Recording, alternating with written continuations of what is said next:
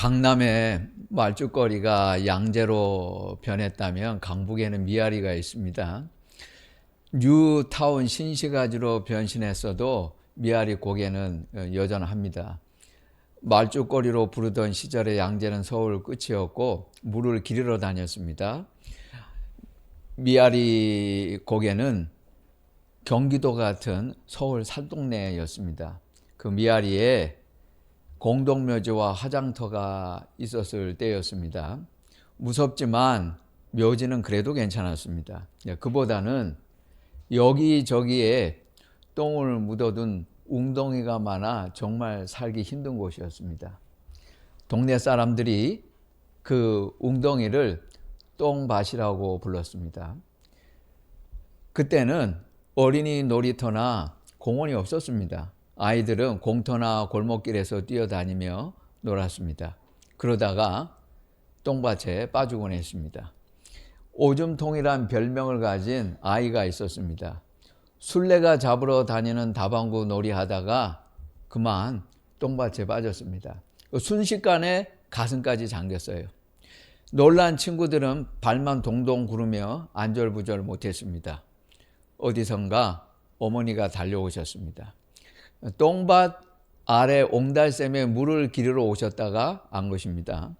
솔개가 병아리를 낚아채듯 단숨에 어머니는 아들을 잡고 들어올리셨습니다. 이 녀석아, 어떻게 해서 이렇게 되었느냐? 어머니는 아들을 샘터에 데려가서 울면서 씻기셨습니다. 똥냄새 역겨움은 아랑곳하지 않으셨습니다. 그저 사랑하는 아들에게 똥독이 오를까봐 염려하고 우셨던 것입니다. 이것을 지켜본 한 친구는 자라면서 똥밭에서 있었던 일을 자꾸 생각합니다. 기억이 났습니다. 청년이 되고 어느 날 깨달았습니다. 예수님도 이 세상 죄악 똥밭에 빠진 나를 건지시려 하늘에서 달려오셨구나. 예수님도 나를 살리려 나 대신 십자가에서 죽으셨구나. 묻지도 따지지도 않고 나를 끌어안고 사랑하셨구나. 내가 무엇인데 나를 사랑하셨나.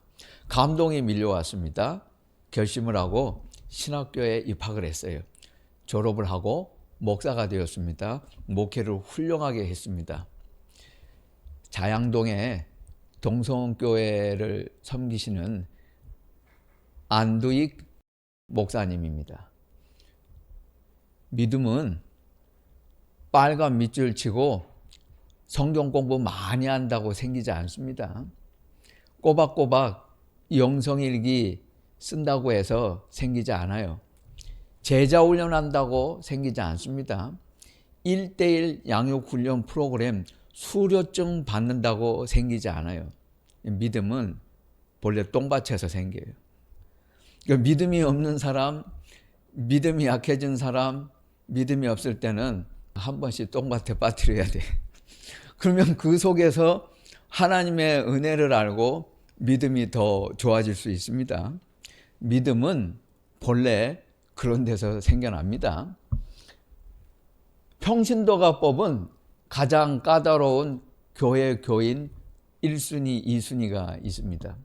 좋은 의미에서 신앙이 철저하고 까다롭다면 기쁜 소식이겠지만 그렇지가 않습니다. 그러니까 안 좋은 의미에서 두 교회에는 미안하지만 사랑의 교회와 온누리교회에 다니다가 이사를 가거나 또 직장 때문에 옮길 수 있잖아요. 다른 교회로 가면 그 교회 사람들이 아주 싫다고 합니다. 환영하지 않는다 그래요. 그러니까 두 교회가 나쁘다는 말을 제가 하려고 하는 게 아니고 사람들이 왜 그렇게 생각하는가 이유를 알아야 돼요. 그 이유를 알면 두 교회도 좋지 않겠습니까? 개선할 수 있잖아요. 우리 모두는 다 형제 교회들이 잘 되기를 바랍니다. 그런데 왜 사람들이 싫어를 할까? 그 이유를 알아야 돼요. 사랑의 교회에서 제자 훈련 받은 사람들은 남의 교회 가서도 다른 교회를 자기들 교회하고 똑같이 만들려고 합니다. 그게 잘못됐다는 거예요. 하나님은 이 세상 어떤 교회에도 같은 사명을 주시지 않아요. 다 개성이 있고 독특하고 특수성이 있습니다. 여기 계신 각자 성도 한 분 한 분도 다 다르잖아요. 같은 분 없어요. 하나님도 이 세상에 같은 교회를 두시지 않아요. 그런데 어떻게 교회를 똑같이 만들려고 합니까? 제자 훈련은 좋아도 사랑의 교회에서나 하는 거지 다른 교회 가서도 하라고 강요하면 안 돼요. 그 미숙한 거예요. 그래서 안 된다는 겁니다. 또한 온누리교회 출신한테는 절대로 내 딸을 주지 않겠다고 하는 집사님, 권사님들이 너무 많아요. 그런 얘기 많이 들어요. 이 온누리교회는 365일 교회가 행사로 돌아갑니다. 너무 교회 일 많아가지고 교회 나오라 마라 하니까는 교인들이 생활이 안 된다 그래, 가정생활이. 교육자들도 뭐 찬양 집회 행사 한번 준비하면 3일, 4일 집에 들어가지 않아요. 그 가정 제대로 되겠어요? 그러니까 권사님, 집사님들이 절대로 온누리교회 출신이라면 아예 뒤도 돌아보지 않고 결혼 안 시킨다 그러는 거예요. 그 이런 말을 들으면 되겠습니까?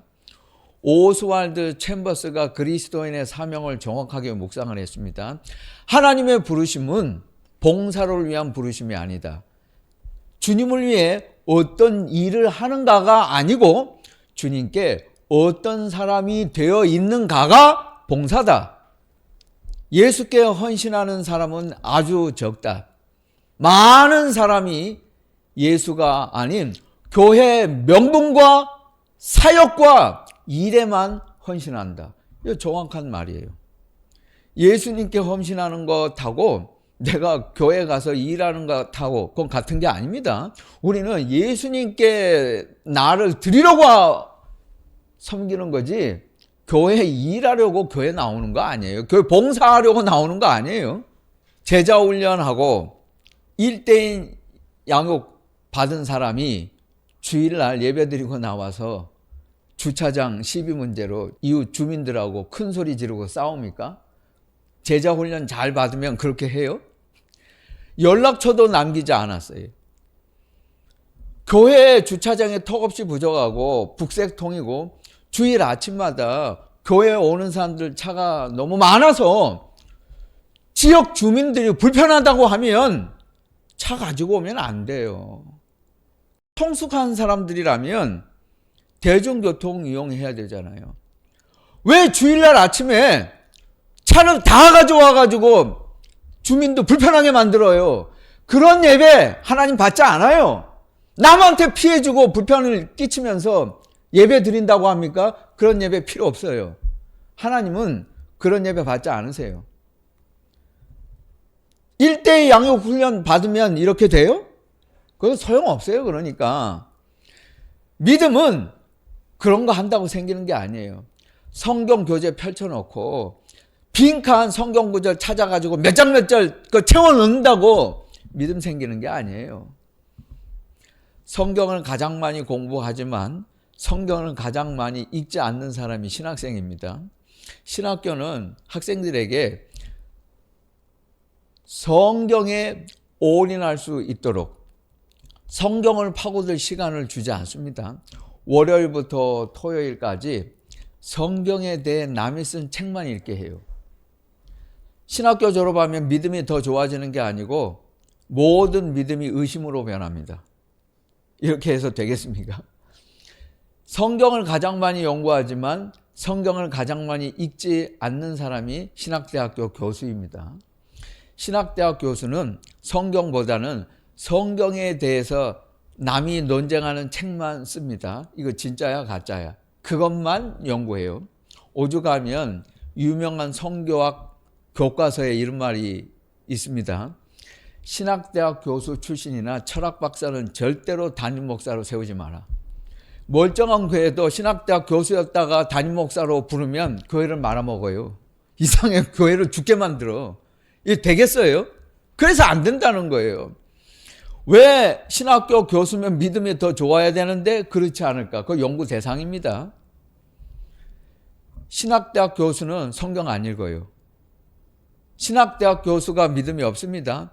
이런 사람이 가르친 제자가 어떻게 되겠어요? 그러니까 요즘에 40대 목사들을 보세요. 믿음 없잖아요. 모든 목사에게 믿음이 있는 거 아닙니다. 모든 성도가 믿음이 있는 것 아니에요. 모든 신학대학 교수가 믿음이 있는 것은 아닙니다. 그 믿음 없는 사람이 제자를 가르치니까 목사 후보생들은 믿음 없는 사람이 되는 거, 그거 당연한 겁니다. 이렇게 되게 돼 있어요. 기독교 신앙은 성경을 공부하는 게 아니고 성경을 읽는 것이에요. 공부가 아니고 성경 읽기. 이게 기독교 신앙이라는 것을 알아야 합니다. 신학교 가서 배운다고 믿음 생기지 않아요. 오늘 성경 말씀에서 바리새인은 자기를 의롭다고 믿고 세리는 자기를 죄인으로 여겼다는 것만 봐서는 안 됩니다. 흔히 이 말씀을 읽을 때 바리새인의 기도와 세리의 기도, 누가 더 기도를 잘했냐, 이것만 비교합니다. 성경을 이렇게 겉핥기식으로 읽으면 안 돼요.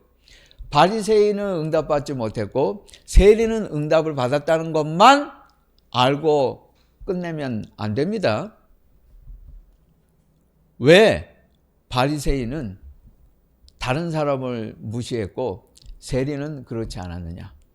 왜 바리새인이 아니고 세리라야 하는가를 깊이 생각해야 합니다. 덮어놓고 세리가 옳다는 생각만 하고 끝내면 안 돼요. 그러면 우리도 세리처럼 죄인으로 살아야 합니까? 그거 아니잖아요. 그러니까 벌써 문제가 생기잖아요. 그것이 주제가 아니에요.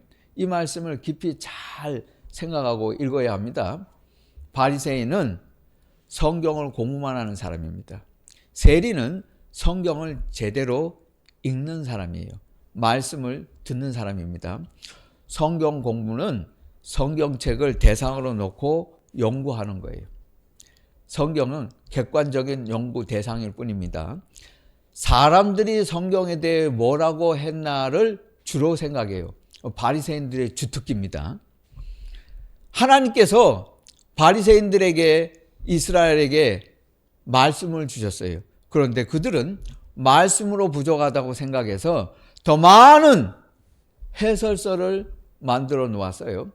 구전 미시나, 구전을 체계한 미드라시, 더 방대한 해석서 게마라, 그리고 미시나, 미드라시, 게마라를 다 모아놓은 게 탈무드입니다. 여러분은 탈무드 초등학교 때부터 듣고 어른이 되어서 탈무드 하지만 제대로 된 거 한 번도 여러분 본 적 없어요. 그 탈무드 책, 완전히 번역된 책 여러분은 못 읽습니다. 구약 성경의 30배가 넘어요. 두께가. 이 세상에 탈무드 제대로 다 본 사람은 없어요. 여러분은. 이스라엘 사람들은 몰라도. 방대하게 만들어 놨어요. 왜? 성경 부족하다고 생각한 거예요. 이게 바리새인들이었습니다. 바리새인들은 성경 공부만 했지 성경 읽지 않았어요. 그들이 성경을 읽지 않았다는 걸 어떻게 압니까? 예수님이 증명하셨어요. 바리새인들이 안식일을 범했다고 시비 걸었을 때 예수님께서 말씀하셨습니다. 너희가 성경을 읽지 못하였느냐?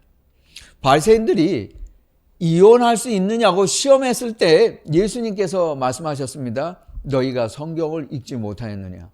대제사장들과 서기관들이 성전에서 소리 지른다고 화날 때 예수님께서 말씀하셨습니다. 너희가 성경을 읽지 못하였느냐?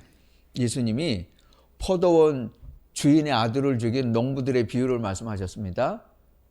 말씀을 마치고 대제사장들과 바리새인들에게 물으셨습니다. 그러면 포도원 주인이 이제 어떻게 하겠냐? 이것은 대제사장들과 바리새인들을 가리킨 비유였습니다. 이렇게 마무리를 하셨습니다. 너희가 성경을 읽지 못하였느냐? 부활을 믿지 않는 사두개인들이 논쟁할 때 예수님이 말씀하셨습니다. 너희가 성경을 읽지 못하였느냐? 예수님은 한 번도 이렇게 묻지 않으셨어요. 너희가 성경 공부를 하지 아니하였느냐? 너희가 성경 공부를 못하였느냐? 이렇게 묻지 않고 너희가 성경을 읽지 못하였느냐라고 물으셨습니다. 바리새인들이 성경을 읽지 않았기 때문에. 그들은 제대로 읽지 않았어요. 성경을 공부만 했지 읽는 건 없어요. 성경을 연구만 했습니다. 이게 달라요. 성경을 공부만 하는 사람들은 남을 무시합니다. 그래서 교회 다니면서 보면 성경 공부 많이 한 집사, 권사, 장로가 항상 교회에 문제 일으켜요. 두꺼운 바인더 가지고 크로스웨이 성경 공부, 아마 옛날에 여러분 중에도 아마 해보신 분들이 있을지도 몰라요. 매기 성경 공부, 이거 많이 하면 뭐 벼슬한 줄 알아. 그래가지고 졸업하면 다른 교인들 무시해. 이거 교만해. 성경 공부한다고 사람 되지 않습니다. 그리스도인 되지 않아요. 이 성경 공부 많이 하는 사람들이 항상 문제를 만들어요. 일본 사람들 성경 공부 많이 합니다. 그 사람들은 히브리어, 헬라어 성경책 들고 공부해요. 그런데 일본에 교회 있어요? 거의 없잖아요. 그거 보세요. 바로 증명이 되잖아. 성경 공부 많이 하는데 성경은 실패했어요. 그게 일본 교회입니다. 성경 공부로 되지 않아요. 기독교 신앙은 공부하는 게 아니고 하나님의 말씀을 읽는 것이에요. 성경 공부만 하는 사람들은 하나님의 말씀을 내게 주신 말씀으로 읽지 않아요. 성경을 제대로 읽는 사람은 내게 주신 말씀으로 읽어요. 성경이 뭐라고 말합니까? 성경은 주로 이렇게 말해요. 너는 죄인이다. 말씀을 내게 주시는 말씀으로 읽는 사람은 나는 죄인이라고 하는 말이 절로 나옵니다. 내게 주시는 말씀으로 들으니까. 그런데 성경 공부만 하고 나와는 연관이 없고 이 말씀은 남한테 주시는 말씀이다. 다 너한테 하는 말씀이고 저 사람한테 들려주는 말씀은 나와는 상관없어. 이건 내게 주신 말씀이 아니야. 이렇게 듣기 때문에 나는 죄인이라고 하는 말이 안 나와요. 바리새인은 모든 성경을 내게 주신 말씀으로 듣지 않았기 때문에 자기들은 죄인이라고 생각하지 않았어요. 그러므로 구원받지 못했습니다. 세리는 모든 말씀을 내게 주신 말씀으로 들었어요. 그러므로 세리는 구원을 받았습니다. 결정적인 차이가 있어요. 자기를 죄인시하는 의인이 있고 자기를 의인시하는 죄인이 있습니다. 자기를 죄인시하는 의인은 예수가 필요하고 자기를 의인시하는 죄인은 예수가 필요 없어요. 바리새인은 예수가 필요 없었고 세리는 예수가 필요했습니다. 길에 가다 보면 가끔 이런 여학생들이 있잖아요. 여대생들이 와서 길을 아시나요? 하고 묻잖아. 그런 아가씨도 한번 좀 만나봤을 거예요. 기독교는 여러분 교회는 도닥으로 나오는 거 아니에요. 여기 와서 눈 감고 내가 좋은 말씀 들었다. 그러려고 교회 나오는 거 아니에요. 성경을 읽고 주님을 바라보러 나오는 거예요. 신앙은 주관화. 이 객관적인 사건이 있는데 이것은 내 사건으로 믿는 것이 신앙이에요. 아브라함의 사건이 있었습니다. 그 아브라함의 사건은 나의 사건이다. 이렇게 믿는 게 신앙이에요. 이것을 가장 잘한 사람이 마리아였습니다. 누가복음 1장 37절 38절 말씀입니다. 대저 하나님의 모든 말씀은 능하지 못하심이 없느니라. 마리아가 이르되 주여 여종이 오니 말씀대로 내게 이루어지이다. 사도 바울도 같은 말을 했습니다. 풍랑을 만나서 모든 희망이 사라진 것 같았을 때에 그런 말을 했습니다. 사도행전 27장 25절입니다. 나는 내게 말씀하신 그대로 되리라고 하나님을 믿노라. 이 사람들은 모든 말씀을 내게 주신 말씀으로 들었어요. 믿었고 그대로 되었습니다. 아브라함은 믿었어요. 사라는 믿지 않았습니다. 웃었어요. 하나님의 말씀을 농담으로 들었습니다. 여러분, 말씀을 농담으로 듣지 마세요. 진지하게 들으세요. 여러분 한 사람 한 사람에게 오늘 하나님께서 말씀하고 계신다고 하는 사실을 한순간도 놓치면 안 되고 명심하고 명심해서 들어야 합니다. 성경은 전지적 작가 시점으로 읽는 게 아니에요. 1인칭 시점으로 읽는 거예요. 왜 기독교인이, 목사가, 교인이 자꾸 웹툰, 인터넷 만화 흉내내요? 그 유행어 자꾸 만들지 마세요. 전지적 푸바오 시점, 전지적 독자 시점, 전지적 셀장 시점. 성경은 이런 3인칭으로 읽는 게 아니고 성경은 1인칭으로 읽는 거예요. 내게 주신 말씀으로 읽어요. 엘리야에게 능력이 나타났어요. 내게도 능력이 나타나요. 바울에게 은혜가 있었으면 내게도 은혜가 있어요. 사도행정 초대교회가 부흥을 했으면 우리 교회에도 부흥이 있어요. 성경은 그 사건이 내게 주신 사건이고 내게 하시는 말씀이라고 읽을 때 믿음이 작동하고 하나님은 일하기 시작하세요. 오늘 말씀해 보면 세리는 이렇게 이야기를 했습니다. 나를 불쌍히 여기소서. 성경을 읽어보면 불쌍히 여기소서 다음에는 항상 기적이 있습니다. 나를 불쌍히 여기소서 하니까 문둥병자가 나왔어요. 불쌍히 여기소서 하니까 소경이 눈을 떴습니다. 불쌍히 여기소서 하니까 그 다음에 귀신이 나갔어요. 나를 불쌍히 여기소서. 하나님께서 내게 주신 말씀으로 읽는 사람은 나를 불쌍히 여겨주세요 하고 기도합니다. 그러나 말씀을 내게 주시는 말씀이라고 읽지 않는 사람은 이 말이 나오지 않아요. 모든 말씀을 내게 주시는 말씀으로 나를 불쌍히 여겨주세요 하고 들어야 합니다. 기도해야 돼요. 예수님을 보세요. 주님은 모든 말씀을 그분에게 주시는 말씀으로 항상 듣고 사셨습니다. 그래서 그분은 위대한 사역을 이루실 수 있었어요. 예수님은 어느 한순간도 이것을 놓치지 않으셨습니다. 모든 말씀을 당신에게 주시는 말씀으로 믿었어요. 십자가에서 부활까지 그 말씀대로 예수님은 이루셨습니다.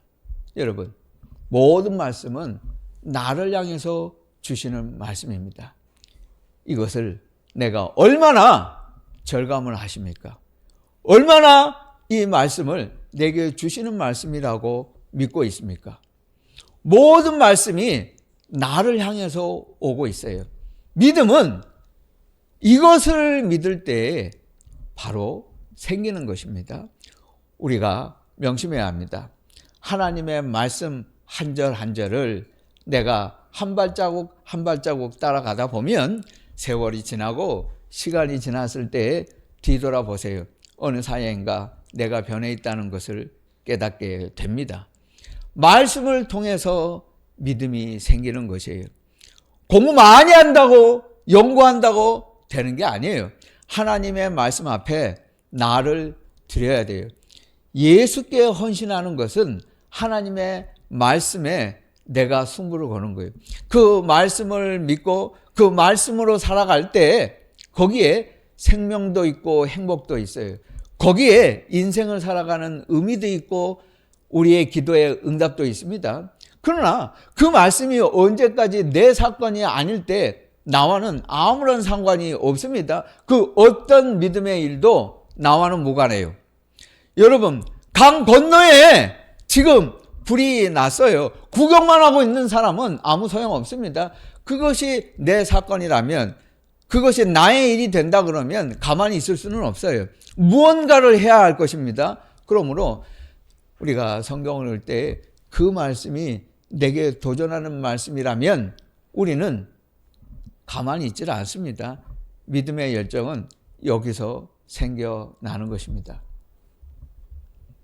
우리에게 이 한 말씀 한 말씀이 생명의 말씀으로 다가와야 돼요.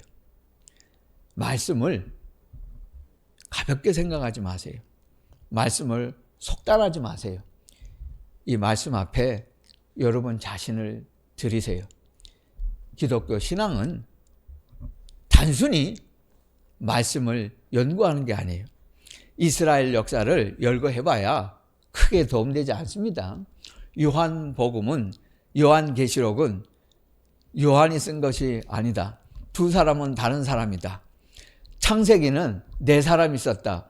이런 거 반날 알아봐야 그거 소용없습니다. 그가 안다고 해서 믿음 생기는 것 아니에요. 성경을 읽는 것, 하루하루 하나님의 말씀으로 시작하고 하나님의 말씀이 내게 주시는 은혜라는 것을 깨달아요. 여러분, 우리는 성경을 통해서 믿음의 주인공들만 생각하기가 쉽습니다. 성경을 이렇게 읽어보세요. 성경책 한 권을 새로 사서 거기에 바울, 다윗, 엘리사의 이름이 있으면 그거 다 지워요. 그리고 자기 이름을 거기다 써놓고 한번 읽어봐요. 그렇게 되는지 안 되는지 해보고 말하라고. 안 해봤으면 말하지 마세요. 그렇게 한번 해봐요. 그러니까 교회 와서 보는 성경도 중요하지만 여러분 반드시 내 이름을 넣어서 성경을 한번 읽겠다 생각하고 그런 성경책 한 권쯤은 별도로 가지고 계세요. 신앙은 주관해요. 하나님께서 이루어 주신 성경 속의 사건이 곧 나의 사건이 돼요. 그 말씀이 내 말씀이 되고 이루어진 그 일이 나의 일이 될 수 있습니다. 이것을 성경에서 읽지 못하였느냐? 오늘도 주님은 우리에게 말씀하고 계십니다.